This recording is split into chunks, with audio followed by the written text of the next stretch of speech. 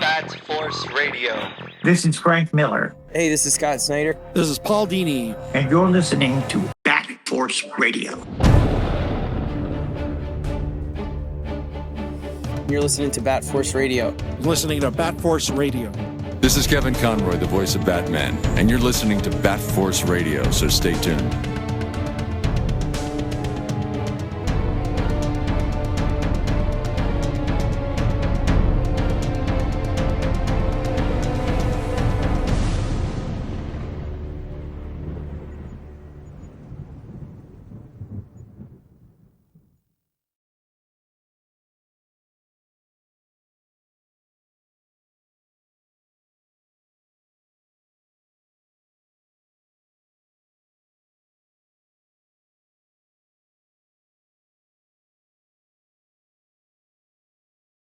Welcome back to Bat Force Radio. This is episode 343.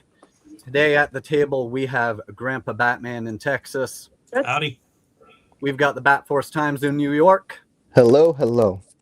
And we've got Teasus over in Jersey. The time has come. And I'm Robin Cross in Canada. So, episode 343. Over the course of the previous 342 episodes, we've had the great fortune to speak with many of the top creators in modern comics.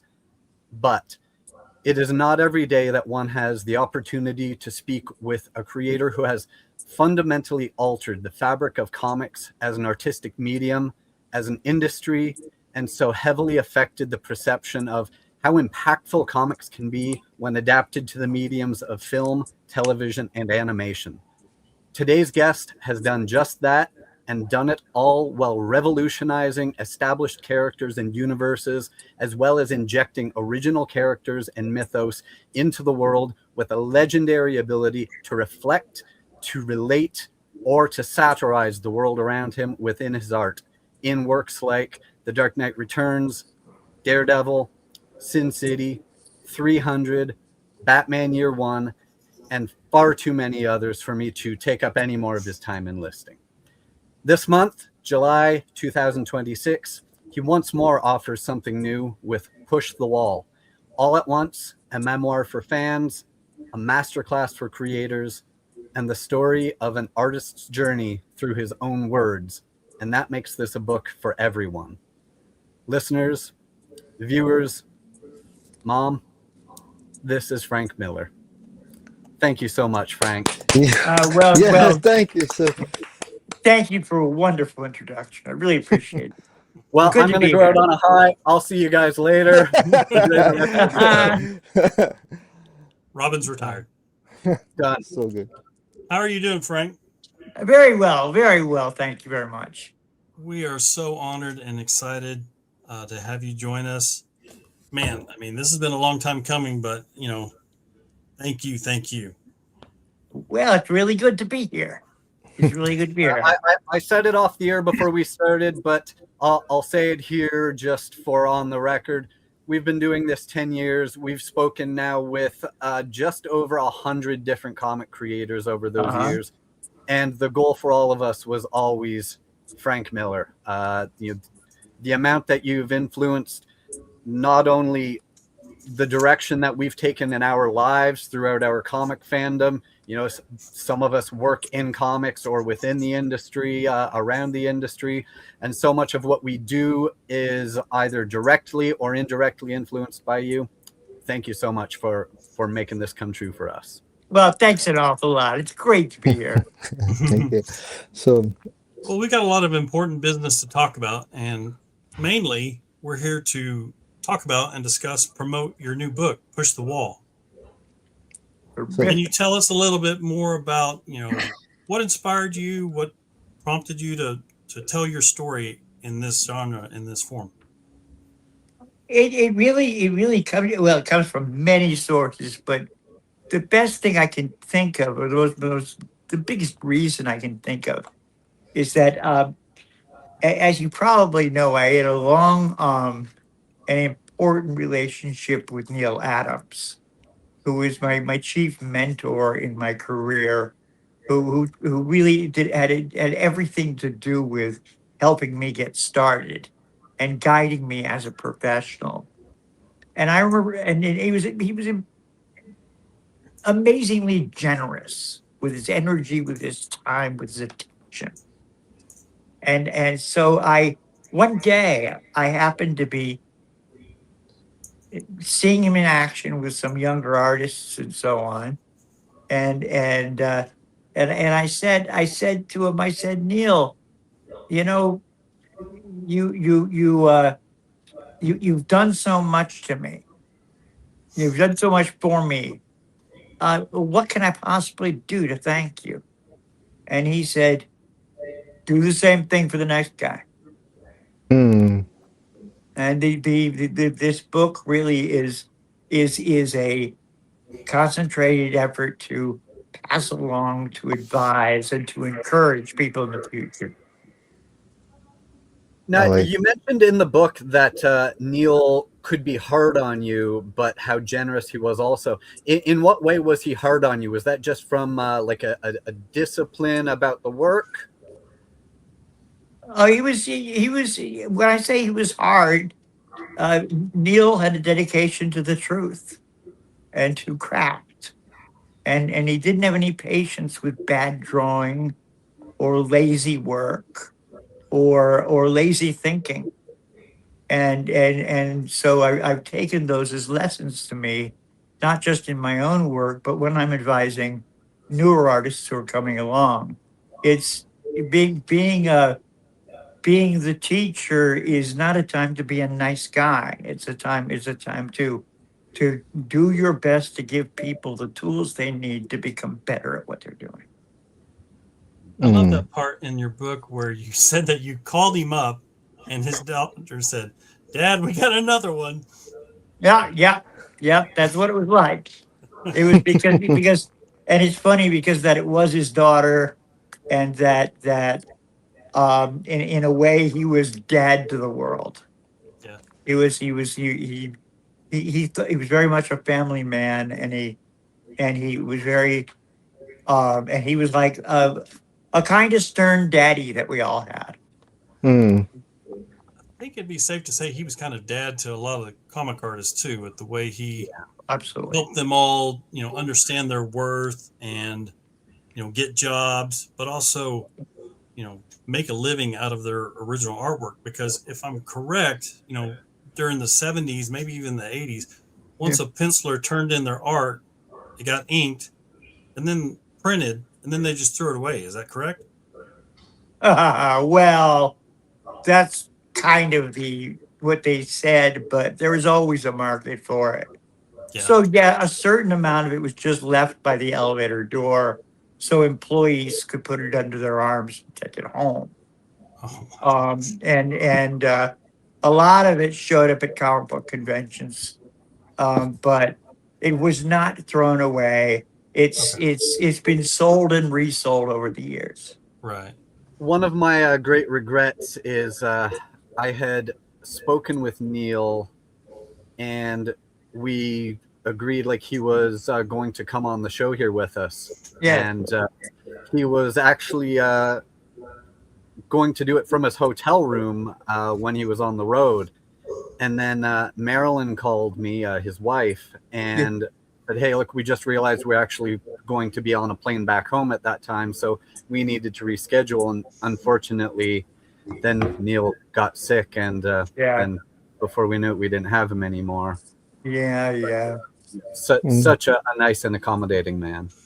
Yes, he was.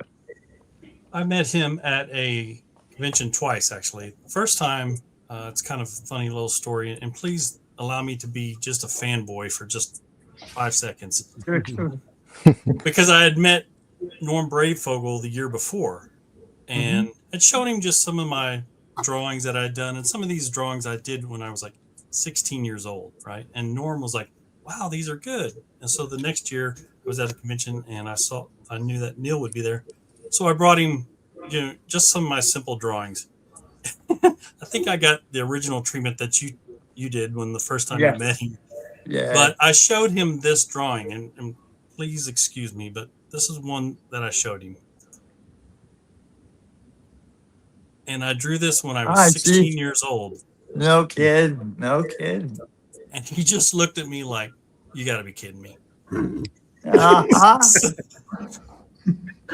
So, yeah. And then the next time I met him, it was just great. I loved him. He was such a legend. Yeah. Yeah. He was up and out. Speaking of fanboying, I might as well just get it in. Well, to go back to your New York roots, so I,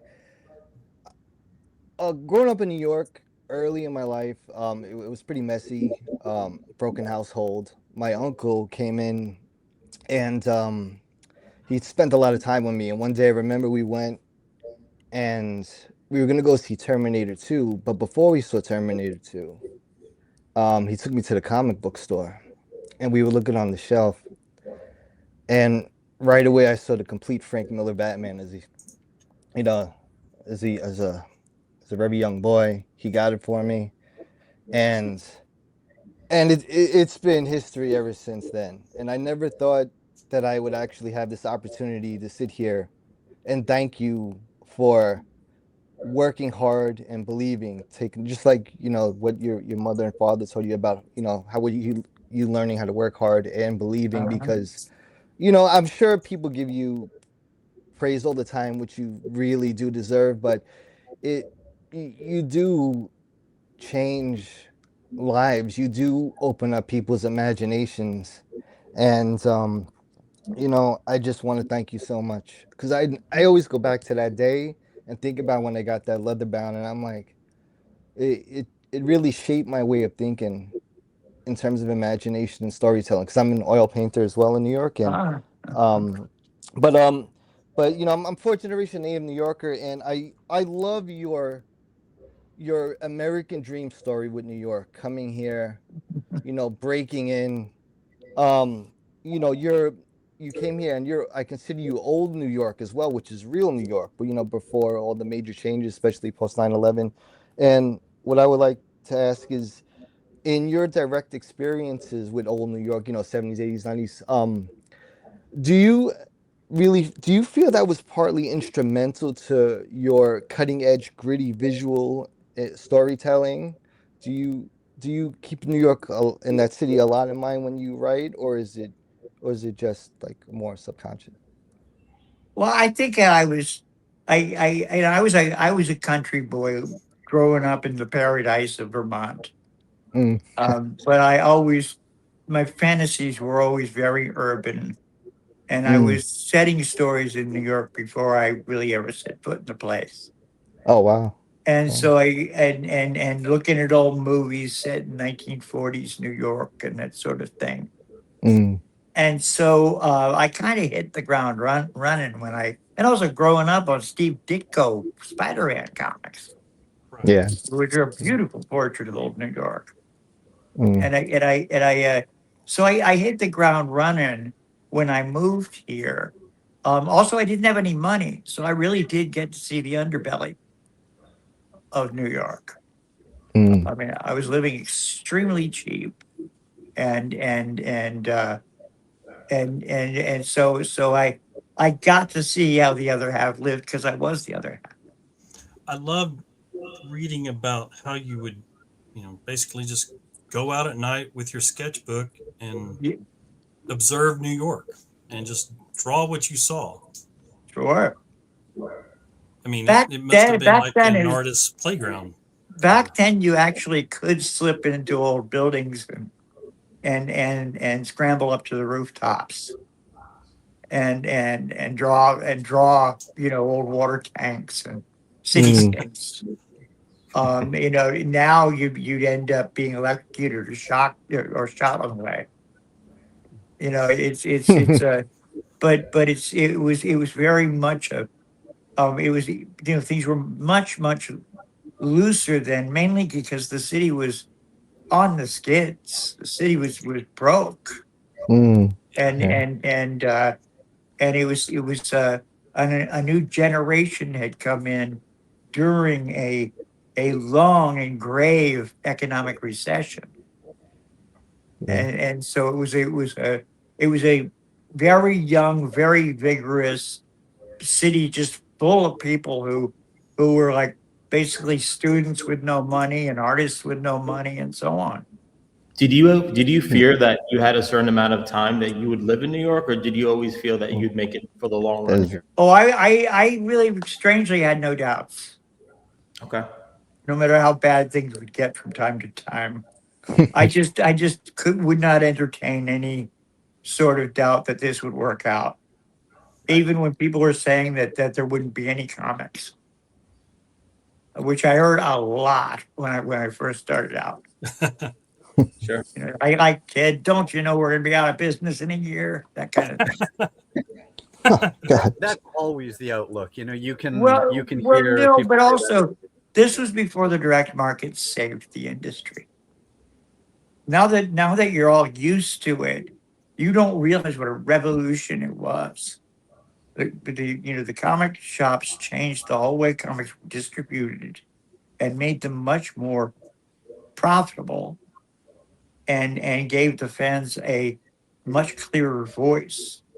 So that things changed very radically in the space of a couple of years. Sure, because growing up back then, a comic would be in a newspaper. I just want to jump ahead for a second because of how insightful Push the Wall really is. You have established yourself as a true authority figure in this, as a cornerstone in this American genre of comic books and visual storytelling.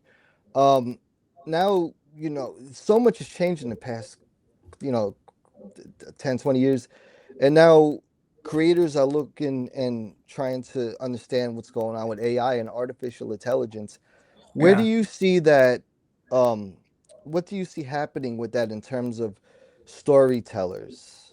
Do you have optimism or not? Could it be a tool aid, or will it just rip out a lot of the written word and just blend things in more? What are your thoughts on that? I don't think it's the menace that some people think it is, and I sure don't think it's the wonderful save all that a lot of Mm, people think it is. It's changed things in much like the word processor did. People writing on computers changed things a lot. Right. But there's I don't believe it's going to come in and take anybody's place. I mm. don't. I've got a fundamental belief that we cannot create anything that's smarter than we are, or more creative. I agree with that because the creative process is subjective and you have to tell AI to do something, right? As a creator against AI, you have to give them an output and a sets of directions, and AI will never have that free thought. And that's why I think I agree with Frank. Yeah, the way I would put it is that the creative human mind is personal and extraordinarily complex, and but by personal I mean that one creative mind is not like the next one, and so we're not going to be able to manufacture another Edgar Allan Poe. What someone like him sees, what someone like him envisions and creates, could not be manufactured by any other force. Right. And writing comes from the hearts and minds of real people who have felt things, who have loved and lost and suffered and triumphed, Yeah. and a computer will never be able to replicate that. I mean, I think we will learn over time what it can and cannot do, but I think that there's a bit of euphoria on one hand and hysteria on the other, and everybody's a little crazy on the subject right now. Yeah, the reality will probably fall somewhere in the middle, where we find the limit of what it is useful for is right about here, and it will be used to help rather than replacing Right, creators. right, yeah. I recently reread Ronin, and I was like, "Oh my gosh, it's almost like he predicted the future with this book." Frank, I love how you you talk about your family and your origins and growing up in Vermont and your parents. And for the readers and listeners, you have to get this book because you really see insight into the formation and foundations of Frank here. And you talk about how your dad was a native New Yorker who grew up in Hell's Kitchen. And then your mother's, you said at an early age, I want to be a comic book writer. You threw down the homemade comic book, said, this is what I'm doing for the rest of my life. That's right. And a lot of your stories include a strong female heroine. You've got Electra, Carrie Kelly, who's one of my favorite all-time characters. Thanks. And so many others. Is she a direct reflection of your adoration and the guidance of your own mother, steering you towards, embracing that creativity? Let's just say I'm sure that she was a formative figure in that. But beyond that, I've just grown up appreciating women and what they can do. Yep. It seems to me you gotta pay attention to half the planet, and the women can be as heroic and able as guys, and it doesn't threaten our manhood to say so. Exactly. You're 100% correct. And sort of on the topic of what has inspired your writing, after so many of your works over the years have done so much to inspire creators and to influence genres, what out there still inspires or influences you and what you are continuing to create? Well, just about anything I come across. I mean, it's the news an awful lot. I mean, following what's going on in the world is a great source of everything from humor to horror. To we're watching grand events roll in unpredictable ways across the entire globe right now, and it's that's a great source of material, but. There's I don't know. I've got to explain something to you. It's just that when you spend a whole life making stories, it becomes your basic function, and so everything that's coming into your system is material. I think any writer who's been doing it a long time would tell you that, and all the memories I have are material as well. There's no end of stories to be told. So you just continually have influence in addition to the bank of it you have from your own life experiences. There are new stuff being supplied every day by the world around us. Yeah. A friend of mine, I asked a friend of mine if he could have one question for you. Yeah. And I want to read this question, okay? Did he know me from high school? No. Because I'm not a very professional podcast interviewer, and so I reached out to him. His name's Levi. So Levi asked, Alan Moore has in the past spoken about his surprise at Rorschach being embraced by audience as a hero. Regarding your own work in comics, is there anything that audience latched onto that surprised you in a similar way? No, not really. No, I mean it's I mean, for one thing, people are allowed their own reactions, right? But I mean I don't run around taking polls about who people likes, but I do some pretty unlikable people in my comics, and it's, who knows? I mean, I suppose I should have been surprised by how much everybody fell in love with Electra as she was killing everybody in sight, but who knows? It was a fantasy. She has some obvious appeal, I guess, right? That's good. I love that. What is what's been your reaction to seeing some of your stories and comics and plots turned into cinema and TV? Like most recently the Daredevil, Netflix series, but then also going over to the Daredevil Born Again on Disney. Yeah, Mm. yeah. I mostly I've got to say I've been pretty damn lucky. Mm. The people on these productions, the ones that haven't involved me or that where I haven't been consulted in it, or at least been around them and chatted it up. The productions I've seen, um, they seem to have taken what their own visceral reactions to what I did and been Mhm. meticulous in following through on them. Also, hey, Vincent D'Onofrio is the kingpin. Cannot He fail. is the Oh my kingpin. God, Yeah. yeah, just so good. Let's get into talking about some Batman. All right. All right. All right.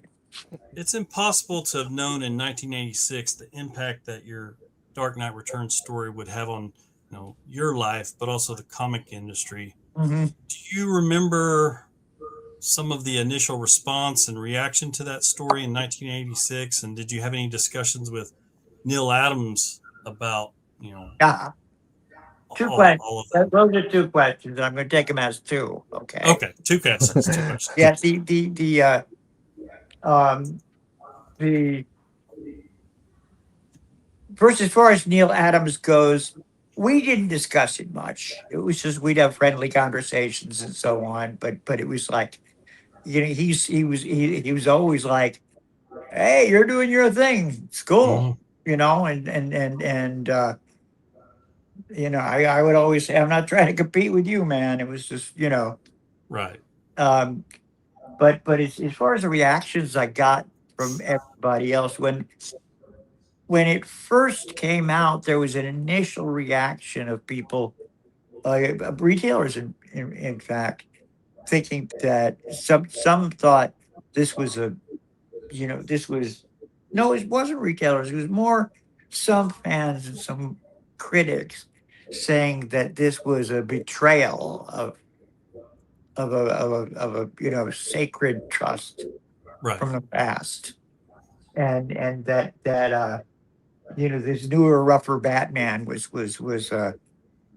just that never should have been allowed to happen. I don't know. Some people at DC may have been uneasy with it, but I got such support from Jeanette Kahn and Dick Hmm. Giordano at DC that I'm sure I was shielded from that. Um, but then whatever was going on, the sales were so extraordinary that I think all voices were silenced. Mm. I mean, I was just a kid when that came out, and I wasn't able to buy the first issues when they came out. Like, our co-host Bat Force Times, I had to save up lawn mowing money to buy that collected version, Oh, God and bless you. I and was hoping you were gonna tell that story. that was my Bible. Okay, it's got year Uh-huh. one, your Santa Claus story, and then Dark Knight Returns. And you've graciously signed this for me. I appreciate that. No But kidding. How long ago was that? we met at man, it's been several years. We met at a Dallas Fan Expo. I'm from Texas, so Yeah, yeah, yeah. I don't know if you remember this, but I gave you that. Do you remember that big Dark Knight Returns Batman cutting board? That big, huge cutting board. Cutting board? Oh, It wait a was like minute. Yeah, this. the shaped like a bat. Yes, I got it. I Yeah. I gave that to you. Well, thank you. That was In the me. studio. That was me. So full circle. It's about 20 feet from me right now, Awesome. Well, that's leaning awesome. against the wall. Yeah. When I was reading more of the Dark Knight Cometh chapter, and during this whole book, you talk about pushing the wall, pushing the envelope, rebelling against the norm, creating everything, as you see it. which I love that rebellious attitude, Uh-huh. because that's the only way, new creativity gets injected into any Yeah. industry. And reading that, there was always this question about in the first 2 chapters of Dark Knight Returns how his chess logo seemed to change. And I was like, oh, I see the writing on the wall, because you didn't like that yellow chess symbol. No, the editor insisted that it be kept. Yeah. We had disputes about that. So I kept it on there, and then I just put him in a bad fight and had him put the old costume on, and the editor didn't notice. So I just got it by the editor that way. I love that. And now, of course, that's the way he looks. So it's Yep. Yeah. I just went back to the the way he looked through the 1950s. Well, it makes perfect sense, because it's like, the re-evolution back to the Dark Knight, back to the Dick Sprang era when he had that costume like that. That's right. It made perfect sense. And I've been dying to ask you this question for 30 plus years. The talking head media parts in Dark Knight Returns, they're almost like their own separate story. They fill in the cracks and the voids besides what the main character plots are, right? Yeah. Were those sections written separately and then put in as to help further the story along, or how was that process? No, it was really there's an old tradition going all the way back to the ancient Greeks of something called a Greek chorus, where there's a bunch of people on the stage with the actors who are singing reactions and such to and information as well to so they're almost like you might say they're almost like music, in that they build tension and so on. And I as somebody who followed the news a lot on television, I got the idea of giving Dark Knight a Greek chorus of talking heads. Throwing Ted Koppel and all the rest in there. Right. And I felt that it had a lot of dimension and a hell of a lot of humor. It did. To the series. It did. I loved it. Thank you.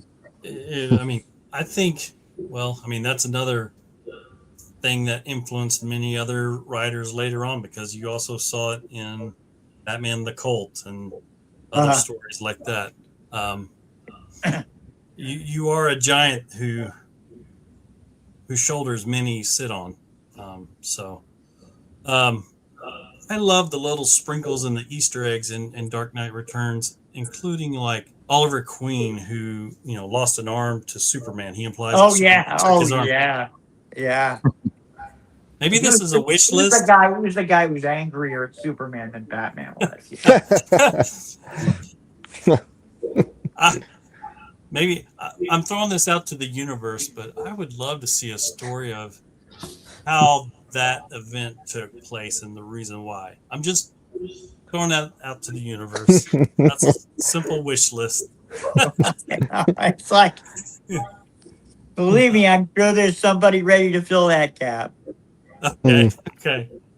Did DC and the editors respond in any negative way with you having Batman fight Superman in the final chapter? No, not at all. Not at all. Everybody knew that was the inevitable climax of this. Yeah. I don't know if they were all so sure that Batman was going to win, but right. But I had Jeanette Kahn was the publisher, and I had her broad support, and Dick Giordano was the hands-on blow by blow editor, and he was he was with me every step of the way. We'd have discussions over this and that, and you know, he would be occasionally a bit of a caution, but he was you know, he was a very strong good at it. I'd also specifically like to talk, unless you already have something planned, No, about go ahead. No, go ahead. my hands-on collaborators, Of course. specifically Costanza and Lynn Varley. Yes. And so both of them were phenomenal to work with. You know, Klaus brought a crackling energy to the work that was just unmistakably Klaus, and he, you know, he has a way to making the very complex seem very clear and simple, which is an absolute virtue in comics. And Lynn, He is a legend. He's a legend. and Lynn brought a sense of atmosphere and and and uh, and depth and emotion that was just unmistakable, as well as a range of special effects that I think were unseen before that. She did most of the colors with watercolors. Is that correct? Yes, a version of watercolor is called gouache, Gosh, which is a very super dense version of watercolor that was developed by the French. We call the Batmobile in Dark Knight Returns Oh, okay, gotcha, the Frank gotcha, tank. yeah, Yeah. sure. I just call it the Batmobile. No, we call it the Frank tank. Okay. So how did the design and concept of that vehicle come about? Wow, that is one hell of a question. You know what I just developed it, kind of combining a military, you know, a military carrier with the old Dick Sprang Batmobile, Okay. and I sort of mashed the two together. So basically, it was a tank, Mhm. you know, with the treads and everything, and that big bat head on the front. I mean, what I really was after with Dark Knight was to take all of the appurtenances that Batman had historically and make them brand new again. And so if he had a Batmobile, it was something that could pacify a city block, Yeah, I love that. rather than just be something a race car you could go around in real fast. What was it like working with David Mazzucchelli? David was a dream to work with. He and I started together, as you probably know, in Daredevil, and he was very young at the time, and his work just developed before my eyes as we did our Daredevil run. And when I asked him to join me on year one, he jumped in, and he told me that he'd been rethinking how he drew comics a lot, and he thought that comic book artists were too obsessed with drawing so well, and that they should get back to what really made comics work. I had no idea what to expect, and lo and behold, what comes back is stuff that's drawn better than ever, but cuts right to the brief slashes that go all the way back to the 40s. And it's some of the best comic book art ever done. And he honed his skills as a dramatist so that I could write him any scene between two people, and he would convey every nuance of it. Just a superb talent. You know, I mean, that was a perfect segue to my next question. After Dark Knight, I'm sure DC was like, hey, what else you got with Batman? And you gave him year one. Is it true that year one was basically written kind of as a research how to write Dark Knight? Oh, you've done your research. It was actually year one was my what you call backstory. Right. Before I did anything on Dark Knight, I just wrote like the first year of Batman's Adventures for my own purposes, and they sat there in my drawer for years.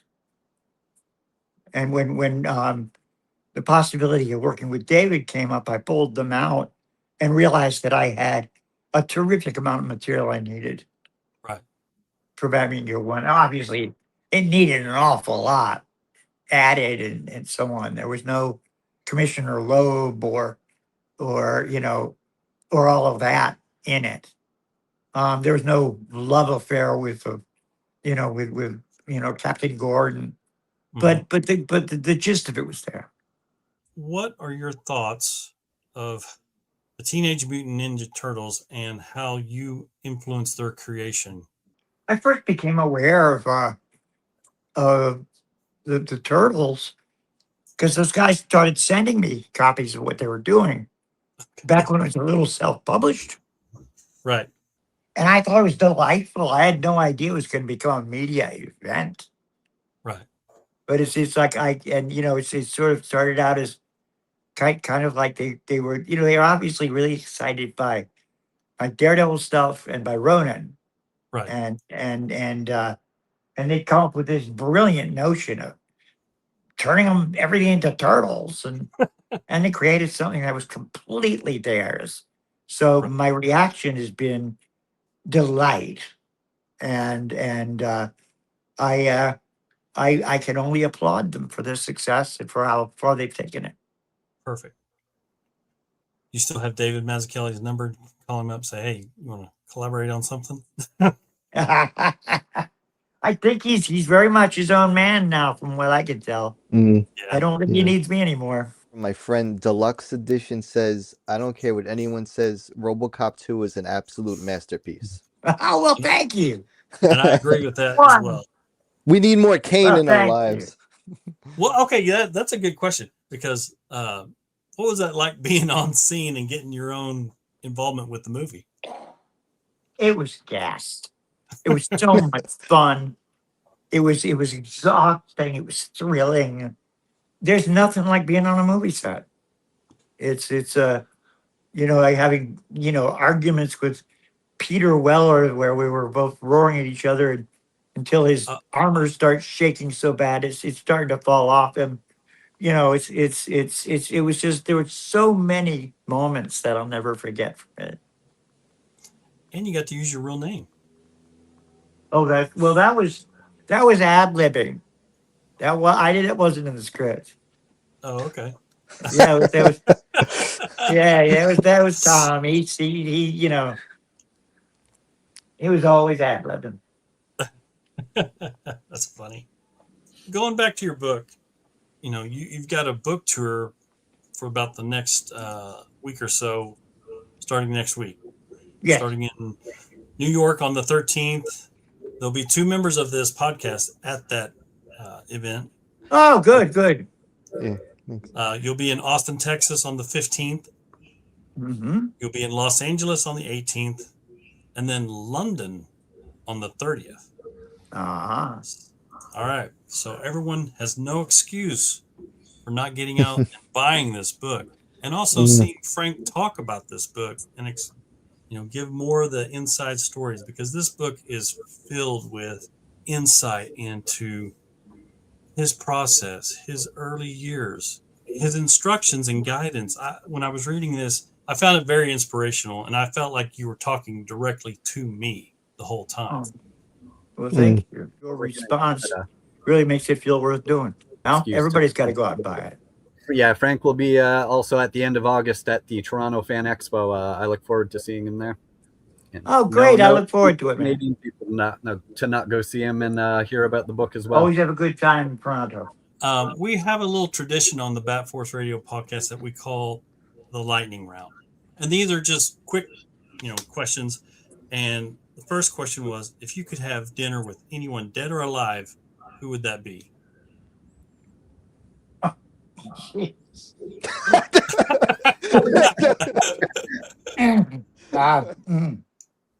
Thomas Jefferson.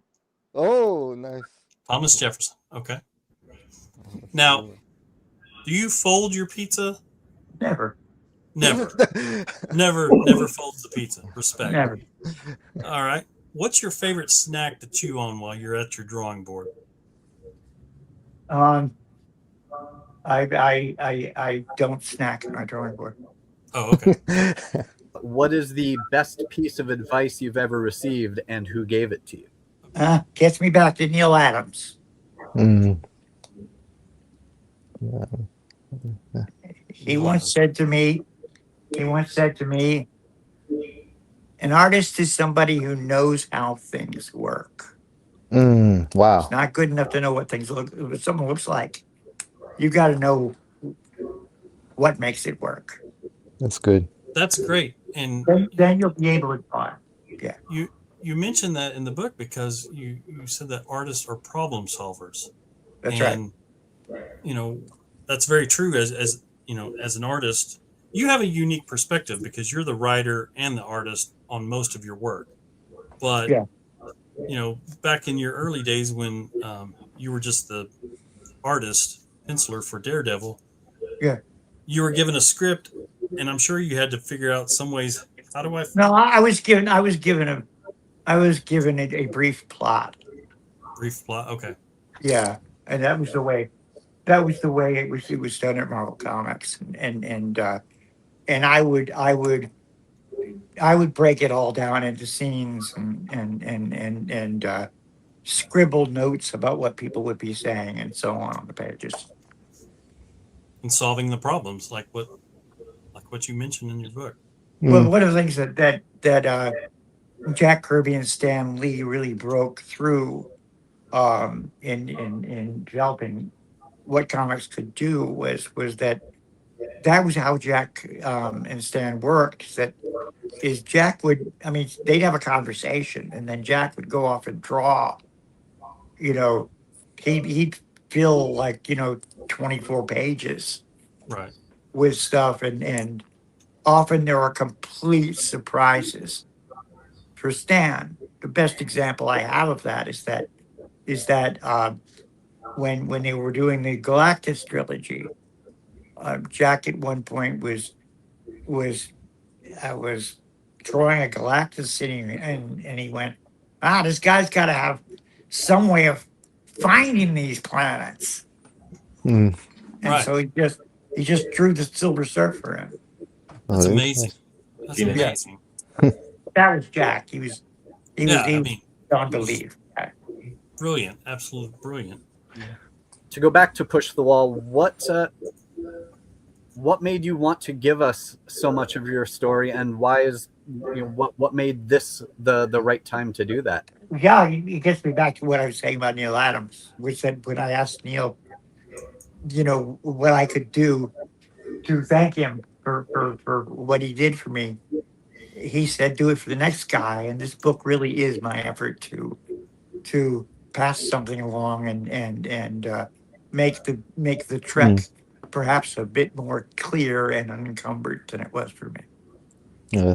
This book is your $20 bill found on the ground for the next guy. Well put, sir.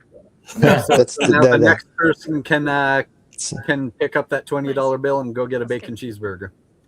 Frank, we want to be respectful of your time. We know that you've got a busy schedule, but I cannot thank you enough. And from myself and everyone here at the Bat Force, thank you so much for your time, because that's worth more than anything. Oh, well, that's wonderful. Thank you so much. And he's always welcome. You are always welcome to come back and just hang with the guys and talk comics. And we also want to talk about your documentary that you and Celine worked on. Please, yeah, absolutely. We absolutely adore you. You're our Dark Knight. You're our guy. We love you. Well, you're just going to have me come back then. I think so. You know what? Here's what are you doing tomorrow? Next time I come up to New York, I'm going to take you and Celine out to dinner. What restaurant are we going to go to? Luger's, Peter Luger's. What restaurant are we going to go to? Well, you like, what is it? The steakhouse. Peter Luger's? Luger's. There's another one that it ain't so fussy, but it's really amazing. That's much more of locals joint called Keen's Steakhouse. King's That's the Steakhouse. one. I'll Okay. introduce you to it. Okay. King's Yes. Steakhouse. Keen's, Keen. Keen's. Keen's. All right. Can't see. Rams, Yeah. book your flight. Okay, sounds good to me, man. Have you ever had any of the old guys on? Simon's We've No, I mean the had real Marv old Wolfman. guys, like Jim Aparo, that kind of thing. We've had Marv Wolfman. Yeah. Oh, That was fun because he wanted to just talk about playing video games a lot. We've had Paul Dini. Todd Hey, McFarlane. Paul. Todd McFarlane. We had Todd McFarlane. Yeah. I don't Joey know, we're trying- Lawrence. Did you get Dick Giordano when he was around? None. We did Oh, not. I wish. Oh, No. yeah. Oh, If you yeah. could help us get some of these Yeah. people, we would love to Roy- talk to Klaus. Royce- Oh yeah, Hey, Klaus, Klaus. Oh, Tell him you- to- you get- he would be as good an interview as you're going to get. He is funnier than hell, and he's really smart. He is so Yeah, funny because, fucking like at a fun. con, like at a convention, I asked him to, hey, could I just ask a simple question? He was like, oh yeah, I've got a quick panel, but I'll be back here at 3:00. And then he was just ghosting me. He was just playing with me, but it was funny. I didn't, no feelings hurt. No, I don't But- think he's ghosting you. I think he just got tied up. yeah. Oh, You know those things are. I got a story for you. Okay, this is a He's true as story. honest as day is long. He wouldn't have screwed with you. I have to. Oh, that's- I would be remiss if I didn't tell you this story. So myself and the Bat Force Time, one of the hosts on the show, we were at New York Comic Con in 2015. All right, and that was in like October. You had already put out this tweet. I hope that by now my silence is deafening. Like Mhm. April 15th, right? Announcing Dark Knight 3. Oh, So at Comic Con, we're in Artist Alley and we're getting signatures from people that you closely work with. And I was putting my signature books in my backpack and I heard one of them. And I'm not giving names because I don't want to give anything away, but they know you. And one of them said, have you talked to Frank lately? And my ears perk up. And I just continue to like pretend to put books in my backpack and tie my shoes. And they were like, the other guy was like, yeah, it's getting real interesting, isn't it? And there's like, oh yeah, it's getting real interesting. And my heart was about to beat out of my chest because I knew what they were talking about. But it was so exciting. So exciting. that's funny. But we want to thank you again. Thank you for your time and your generosity. The book is Push the Wall. My Life, Writing, Drawing, and the Art of Storytelling by Frank Miller. It is on sale July 14th, Bastille Day. And everyone, please go out and get this book. It is a must-have for any fan of the comic industry, TV, cinema, or just an artist looking to be inspired and how to work and what it takes to make it in this industry. We appreciate listening and watching. This has been Bat Force Radio. Thank you very much. Thank you.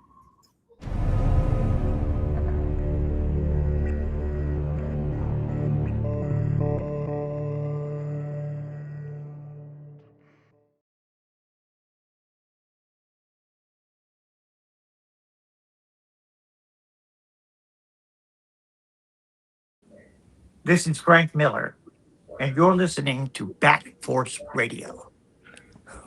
Yes. Thank you. Gramps, you can officially retire. Woo! I can officially retire. Yeah, like Steve says. Not Thank until we come back. Yes. Yeah, we got to come back.